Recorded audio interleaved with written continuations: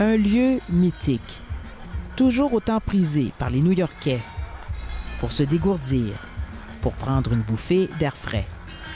Ceux que l'on voit moins déambuler ici, comme ailleurs à New York, ce sont les touristes. Central Park en accueille habituellement des millions chaque année. Cette place devrait normalement être bondée. Ça et là, pratiquement personne pour acheter des souvenirs ou pour monter à bord des autobus de tour guidés. Et ceux qui auraient voulu se divertir se heurtent à des portes qui resteront closes pendant encore des mois, comme ici, à Broadway, fermées pour des raisons sanitaires.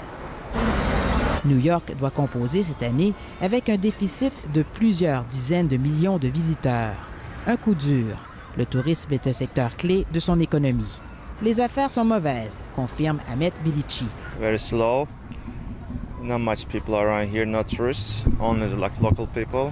Il interpelle les passants. Hey folks, like the horse guy ride too far? Mais son cheval, Istanbul, attire davantage les caresses que les passagers.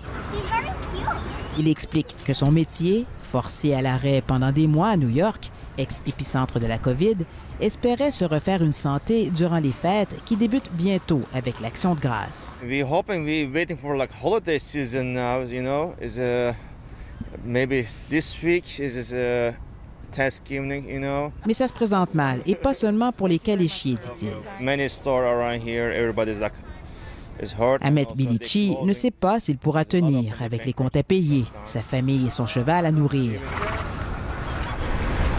Cette question ne se pose plus pour 1 million de New-Yorkais. La pandémie a eu raison de leur emploi. Au centre de distribution de nourriture, les files s'allongent. Yolanda attend depuis des heures. À cause de la pandémie, j'ai lost my job.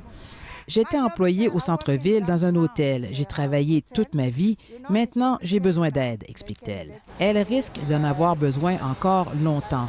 Un récent rapport prévoit que New York pourrait ne pas renouer avec son affluence touristique habituelle avant la fin de l'année 2024. Ici Annick Béraud, Radio-Canada, New York.